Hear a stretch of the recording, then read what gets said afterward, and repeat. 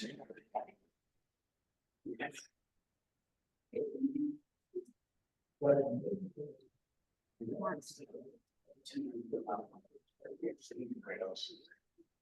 Okay.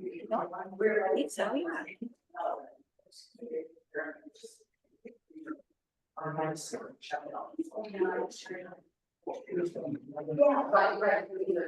right, everyone. I think I'm going to get started. Welcome to the Houston Beekeepers Association. It's our June meeting, and our president Mike, who usually hosts our bee school, can't make it this evening, so you're going to have to suffer through me trying to talk about varroa treatments. My reference for what we're going to talk about is actually Mike's presentation from April 2024. He did a really good across the board study of mite and pest treatments. So if you go to our YouTube page and look up the April 2024 presentation, it's about an hour long and it's pretty comprehensive. I just pulled a couple of the slides that he spoke about for today. I'm very briefly going to talk about this because it's something that somebody could write a dissertation about. It's ongoing. It's constantly changing. But I just wanted to touch on today kind of the different classes of varroa treatment, when to treat, and maybe some natural treatments too. So if y'all don't know, seasonality and timing for varroa treatment is probably critical.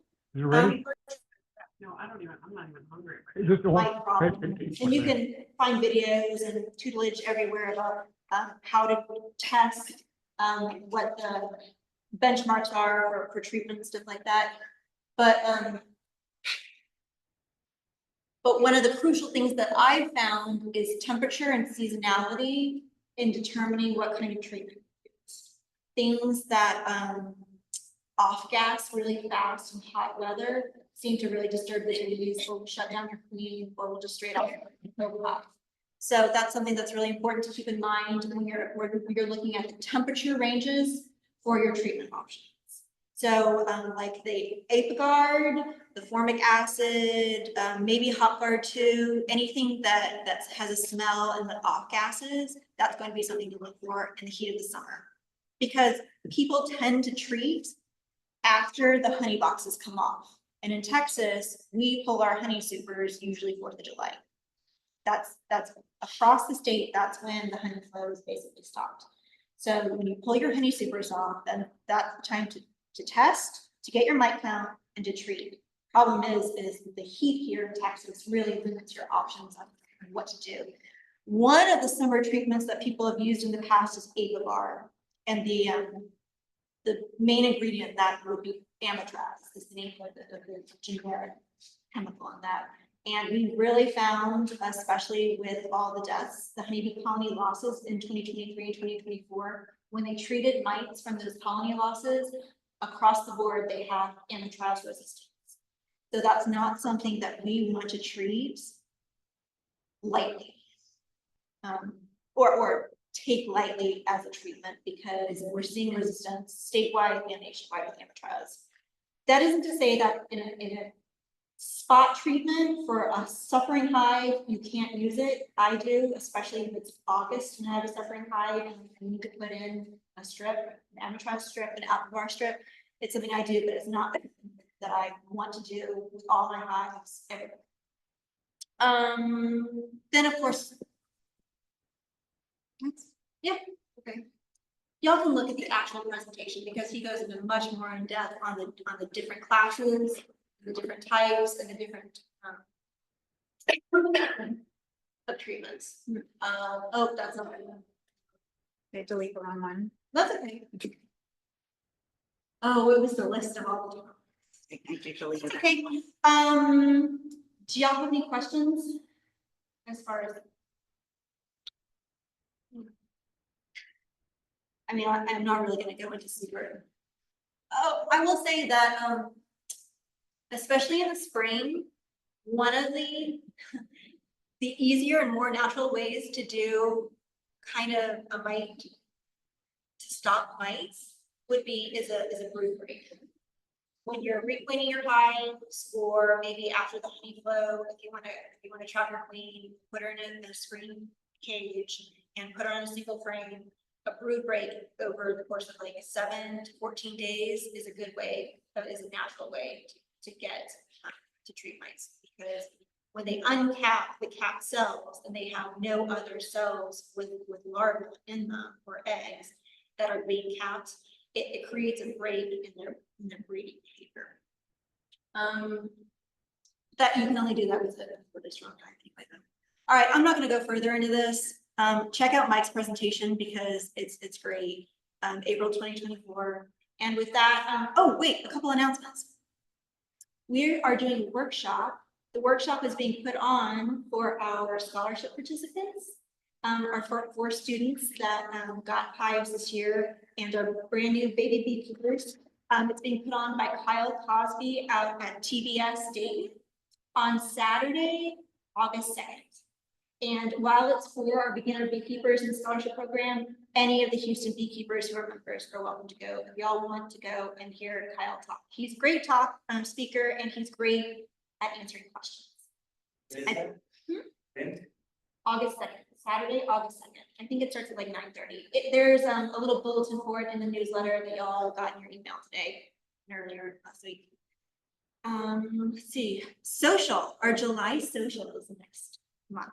So the third Tuesday of July, we're going to be meeting at Axelrad. So don't come here. We won't be here. Go to Axelrad at 7 p.m. It's a really cute bar in Midtown.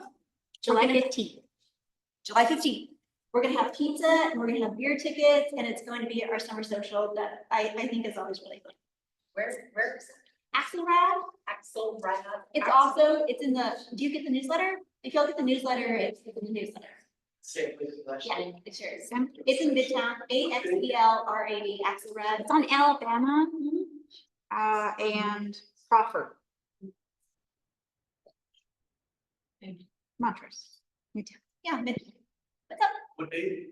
15th of July. The third. So in lieu of our meeting next month, we'll just have it at Axelrad. It will be indoors, so we'll have it air conditioned, so we don't need to be worried about being outside. And I'll send out a July newsletter today, the first week of July, as a reminder to everyone. So that's always really fun and it's really chill.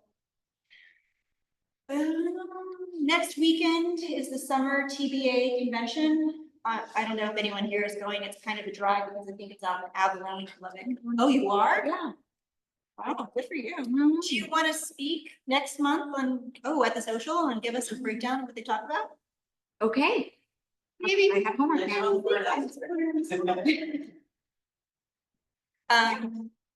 Okay, without further ado, I've been touching all these really pretty things up here, and it's encaustic art, is that correct? I'd like to present our speaker for today, Kim Lehman from the Austin area, correct? Yes. She's a wonderful author. She has specialized in activities for the family, kid-friendly activities, and art using these ones. Right? Yes. Wonderful. I'm happy to have you. And all. All right, thank you so much.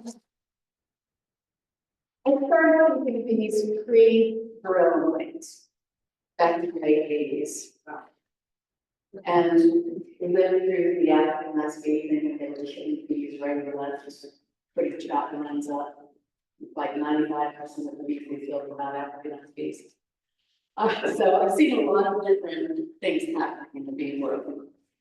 I introduced a kids page in Bee Culture magazine, and I've been doing that for 15 or 20 years. I didn't realize that until recently. I was like, wow, I've been doing that a long time.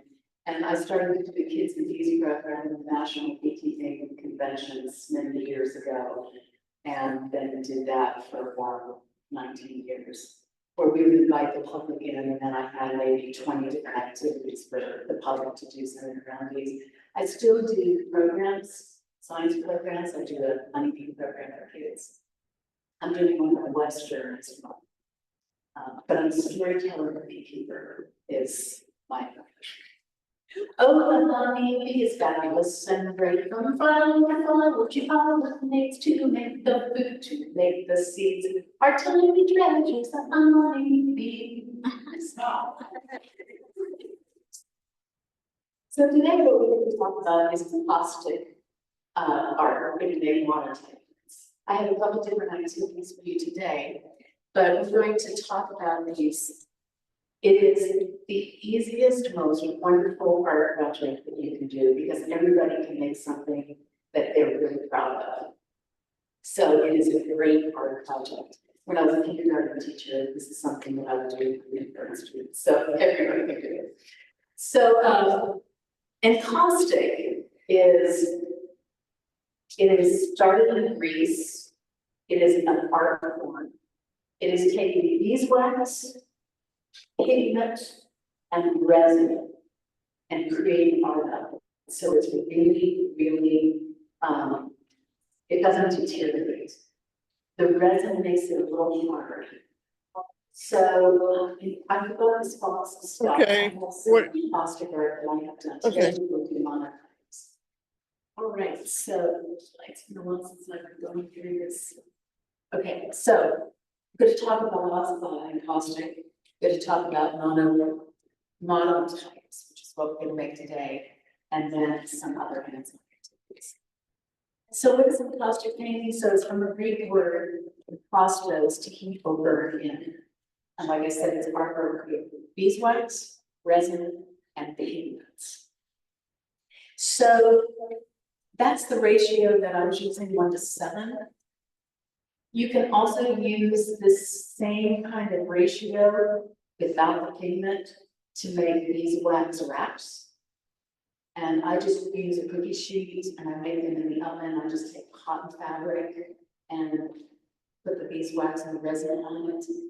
I'm sure you're all familiar with those beeswax wraps.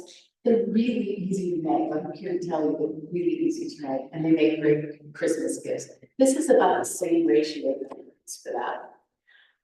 And all the artwork that you see is all encaustic. This is the more traditional encaustic. So you can incorporate photos.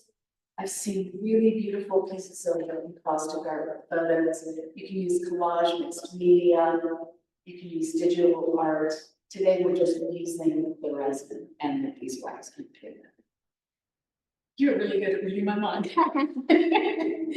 So this is an example of what we're going to make today, the monotypes.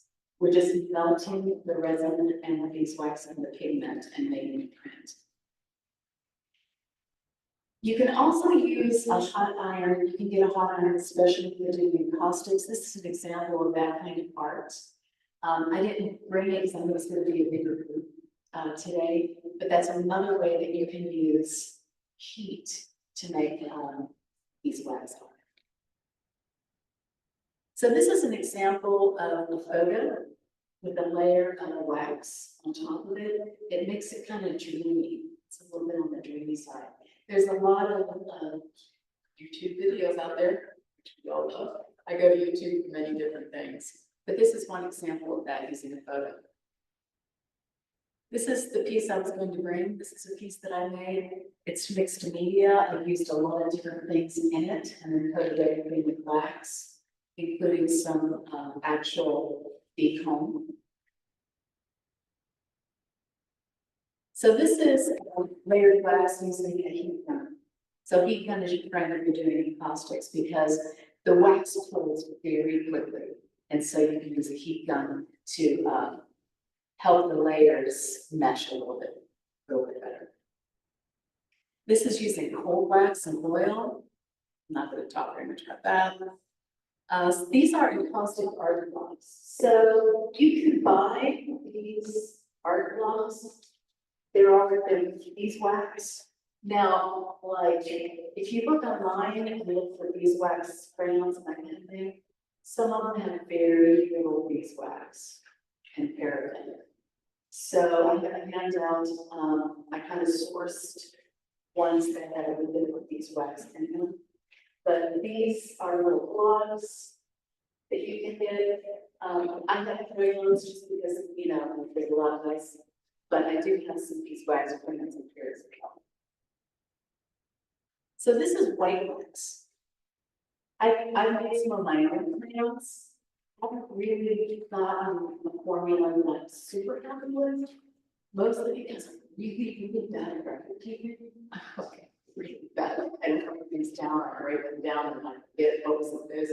So I'm not the best one, but I've come up with a couple of things. But if you're gonna make it yourself, you're gonna make the resin yourself on the white wax. That anything yellow, it just does not work. It's really muddy. I've done the whole hydrogen peroxide to, you know, try to get the bleach the wax, just does not get it white enough. Also, when I'm doing encaustic, I want these little bits of wax because I want to take, you know, I want to do small amounts. So that is white beeswax. You can, and then the resin, you can use, that Damar resin is like this. So the resin is like what you would find in pine trees, that kind of thing. And like I said, the resin makes it hard. It makes it harder. If you're making the beeswax on grass, I got it online. Yeah, I got it online. But I found that I liked working with this better. I can never say this name. Carnava. It's from palm, it's a palm wax. I found it to be a little bit easier to work with. But you're welcome to open these up and take a look at them, so you can get a closer look. I have card that explains a little bit more about them. So this is the ratio of beeswax to vanilla and then the beeswax to Damar. And you just know it. I use a double boiler. I just make my double boiler, like with an old pot and water. And melt everything in that. It takes a little while to melt the resin. And then you use powdered pigments. So there are earth pigments. I didn't bring any of my earth pigments, but I also discovered these cosmetic pigments. So if you want a lot of different colors, this is the cheapest way to do it. It's just a powdered pigment that you just add it in. And that's the cosmetic sample that I've got today. I've tried this too. I've tried using paprika and turmeric and beet powder. Some of the crayons that I've made up here are made with turmeric and those things and paprika. Another way, when I actually took a pretty involved encaustic class, we used oil paints. That's what we used for the pigment, and we mixed it into the wax. Especially oil paint is all like that. Because we don't use it anymore. It's great. So if you have any artist friends or go to the thrift store and just buy oil paint and you can use for anything else, you can use it for encaustic. All right, 2 teaspoons of pigment, 2 tablespoons wax. This is for making your own crayons, like I said. This works pretty well. So you can make the molds in Dixie cups like this, or mixing it up and pouring it into an ice tray. If you want a more square piece of wax to use, and then, or you can make it combo like this to make it kind of. And that's what it looks like when it's being made. So monotypes. So you can have a print, like say you're making a wood log print or something like that. You can make a lot of different prints. A monotype is you have one chance at it. It's just a one print process, and that's what we're going to do tonight. And so that example is this one right here. All right. So let me take you through the process, and we'll answer your questions, and then we'll. So you can use a griddle like this. Now these are hot. They run a little hot, but you can't get them real warm. You can get them very warm. So this is great if you're going to do traditional pasta like this. So this is resin, beeswax, and pigment. And then you just paint all the lines. I'm going to turn everything on so it starts heating up. And then you paint it, and let me just turn all this stuff on.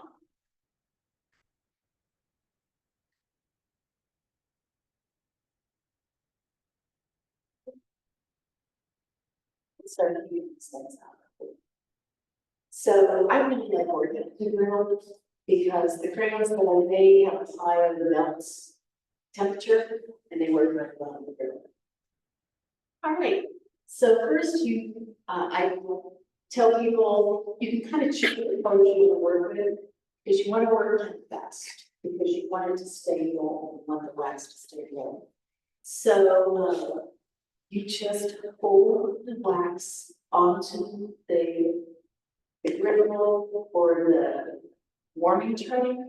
These are like a dime a dozen crystals. They're hard, it's harder to find them now. Anytime you see them, I'll buy one.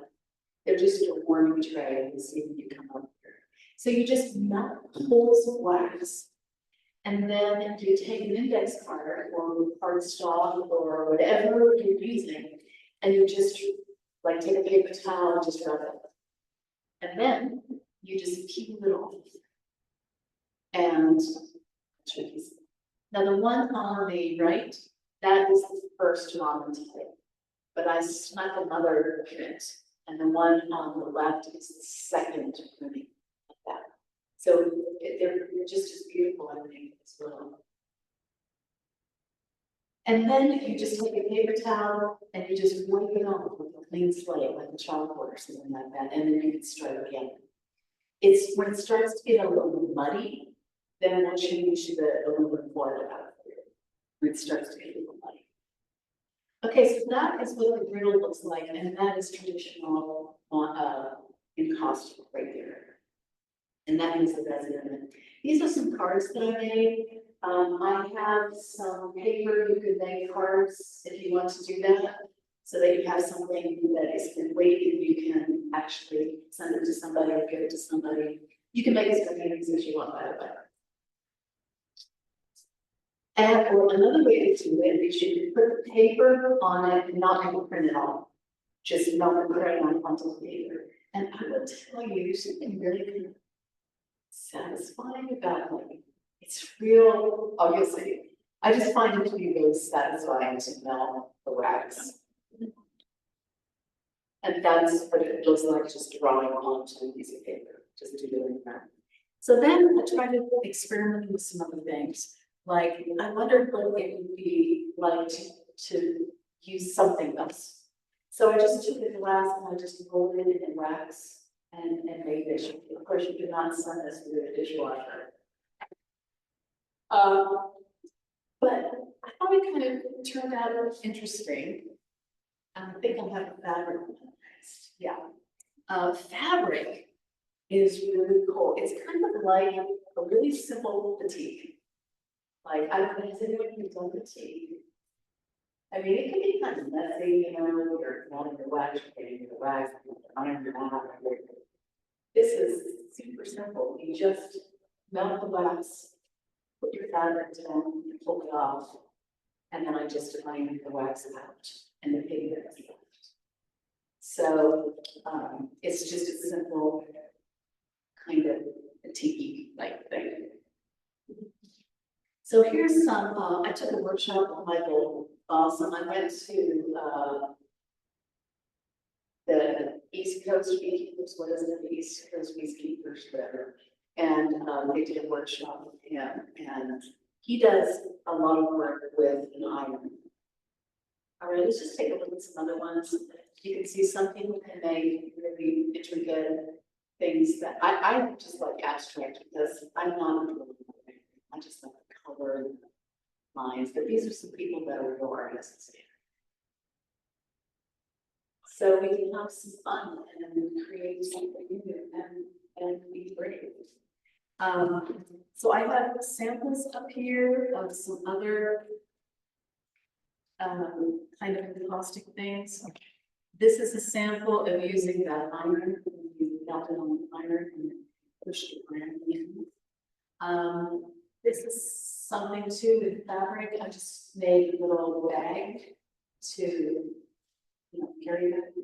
And what I did with this is I used plastic foundation and just started rubbing on the plastic foundation. So I have some plastic foundation here as well. You might want to experiment just making something like this, maybe something like this. And then, because I knew there was going to be, you know, a number of you, you know, we have 8 people or so working on the prints, this is a little bee buzzer. And this is something that I do when I go to schools and libraries for kids. And I also do a science and sound program. It's not as fuzzy as it sometimes is taken together. So.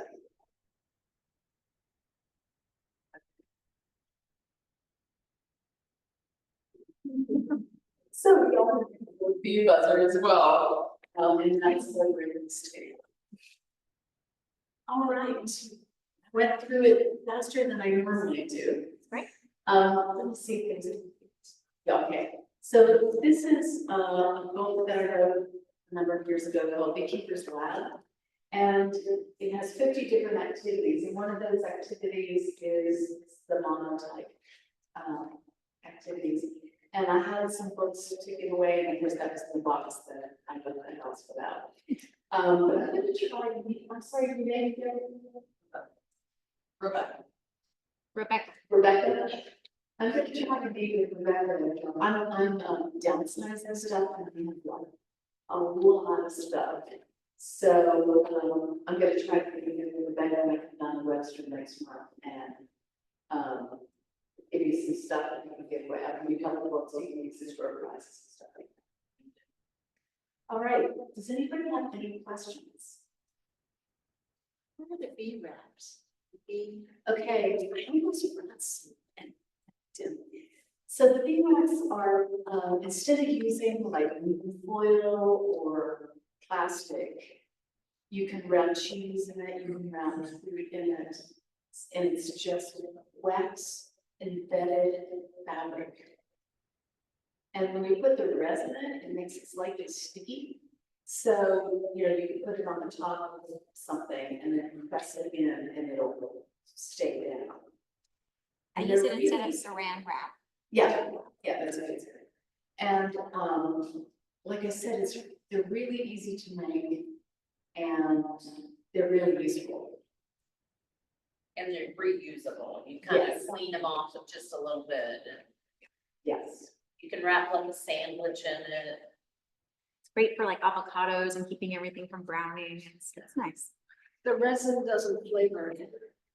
I have not experienced that. I mean, if you smell them, they smell kind of nice, like beef stuff, but nothing. Overpowering.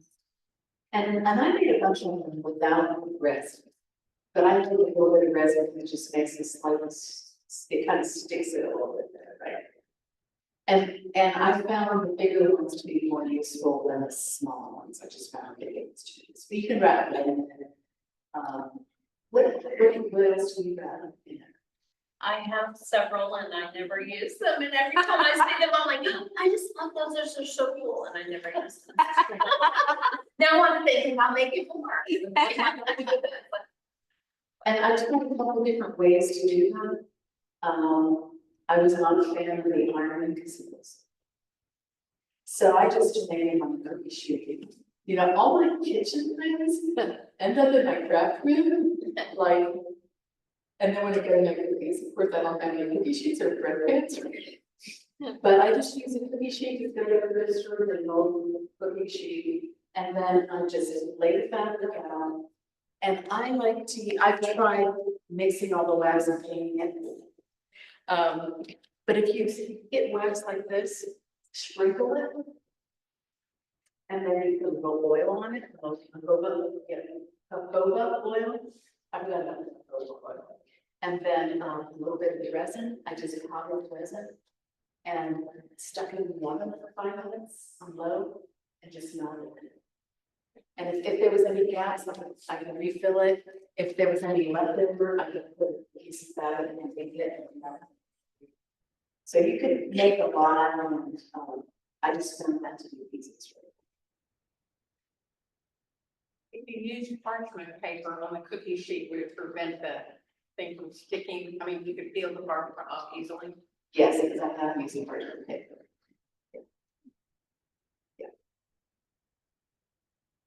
Any other questions that you have? There's a lot of other things that you can do with wax, and I'm sure you as beekeepers, you experimented with some of those things. And there's beautiful beeswax bowls with flowers on them. Have you seen it? Yeah. Anything like that? Okay. It's a bowl of beeswax. It's just like a shell, right? Like a shell bowl. And you put pressed flowers on the inside and you put a roll of candle in the middle. They're beautiful. And I probably made 500 or more over the years. And I've sold them and I've given them away. And I learned how to make them probably 1990 from 2 old-time beekeepers in St. Angelo. And I'm going to tell you how to do it. It's so easy. You fill up a balloon with water. You fill up a balloon with water, tie it off, get all the blood off, paper towel, and you dip it. And it waxes the whole time, you don't dip it quite as much, and sometimes the layers don't exactly, that's how I get solid content. Dip it, dip it, dip it, dip it, it's heavy, dip it, dip it, dip it, dip it, dip it, dip it, dip it, dip it, dip it.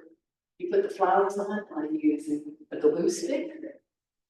Glue the flowers on, pansies are beautiful, larks purple, they're colored, ferns, and you do one last dip.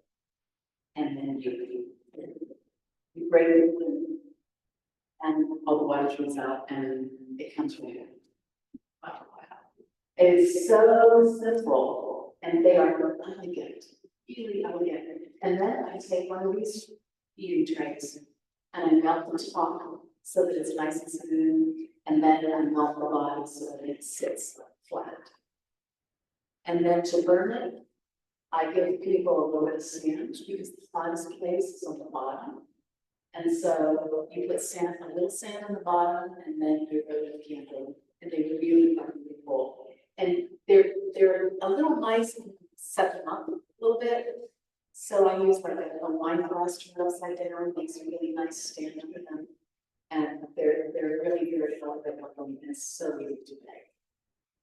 If you want to make them and you want to be reminded, I'll just send you the directions from the book. I'll just send them to you. Just let me know and I'll send all that stuff to you. Because it really is easy. I'm happy to share that with those. All right. Anybody want to make some stuff? Sure. All right, so this, I can smell it, it's heating up, it's not on. Let's see if it's, oh yeah, we're ready. Okay, so, you see anything like this, these are ones that I made. Now, all my experiments are right here, because I was not very good at recipes and I mixed them all. So, we're all, I could tell you right now, this is turmeric. And I remember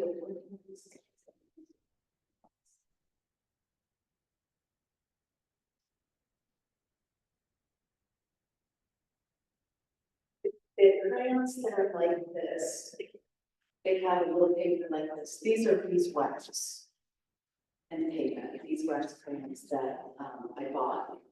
And there's a handout in the back, with just some sources for beeswax crayons and for buying, you know, some of this resins. And I don't think I talked about soy wax. You know, you can also use soy wax and paraffin. They have different properties. All right, the bee buzzers are on this table. Making cards for doing the contractings are on this table, and then all the custom monotypes on this table. And I think my contact information is in that handout. If you want a refresher or you have questions or you want the directions on how to do this beautiful